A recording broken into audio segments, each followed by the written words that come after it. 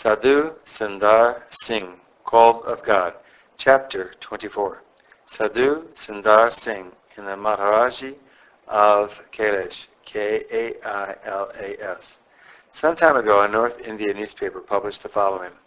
Our worldless, selfless, and godly brother, Sundar Singh, has discovered the Christian hermit, the Maharaji of Kailash, who has for years been on the snowy Himalayas praying and interceding for the world.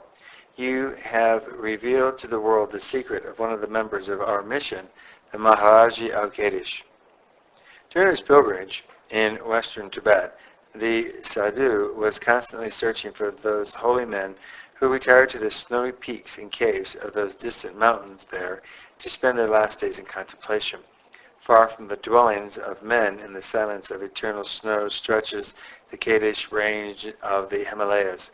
The mighty Indus, I-N-D-U-S, has its source in this range and its great tributary, the Sutlej, also takes its rise there. The Sutlej flows through the country of Sundar Singh's birth, and at one point where the bed of the stream is 8,494 feet above the level of the sea, the rocky gorge presents a scene of awful sublimity and is one of the natural wonders of the world. On the summit of one of the mountains of the Kailash range is a deserted Buddhist temple, now rarely visited by man. A few miles from this temple dwells the great saint, known as the Maharaji of Kailash, in the caves 13,000 feet above sea level. All this region is the Olympus of India, the scant of Hindu holy myths, and it is associated in Hindu sacred books with the names of the great and devout souls of all times. In one cave, the sadhu found the skeleton of some nameless holy man who had died while meditating there. The scenery all around is grand and impressive, and amidst the everlasting snows, springs of boiling water bubble up from out of the frozen ground. Some 3 days' journey from this place is the famous Lake Manasarowar,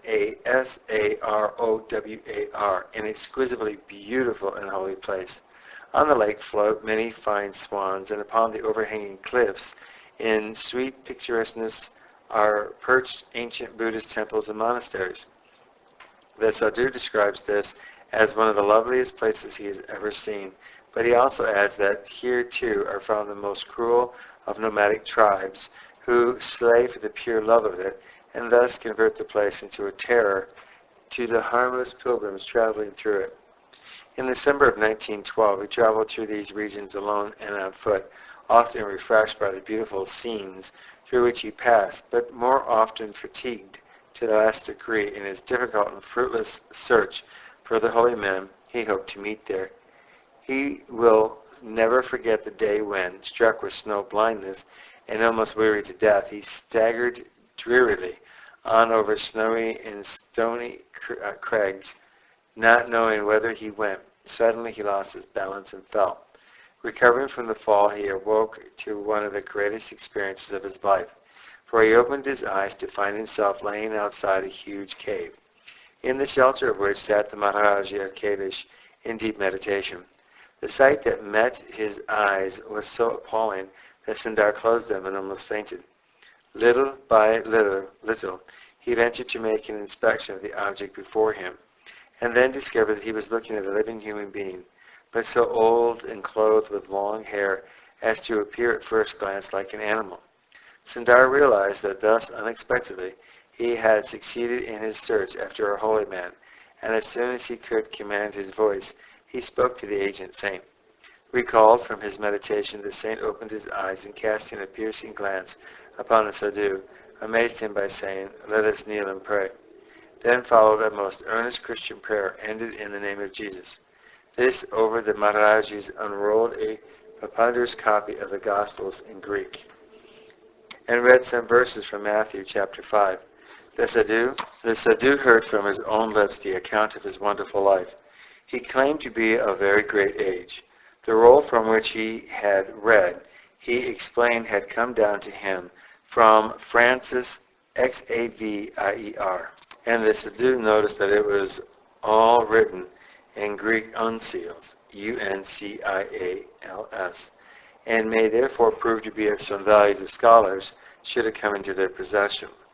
The saint said he was born in Alexandria of a Mohammedan family and was brought up to be a zealous follower of the Prophet.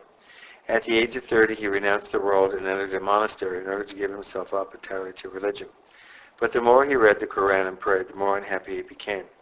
During these days of spiritual distress, he heard of a Christian saint who had gone over from India to preach in Alexandria, and from him he heard words of life that filled his hopeless soul with joy. He now left the monastery to accompany his teacher in his missionary journeys. After some time spent thus, permission was given him to go on his own account to preach the gospel wherever God sent him. The saint then started out on an evangelistic campaign that continued for a long time, very long time. At last, wearied with his strenuous labors, the saint resolved to spend the remainder of his days in the secluded spot where Sundar found him.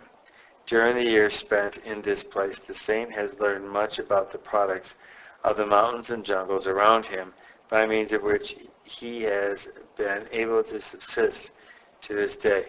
When the Sadhu first met him, he was chilled to the bone by bitter cold. The saint gave him the leaves of a certain plant to eat, which having eaten, he immediately felt a comfortable glow steal over his body.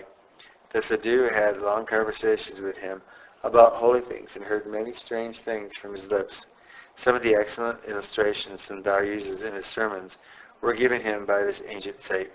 The Maharaji belongs to the Sannyasi mission.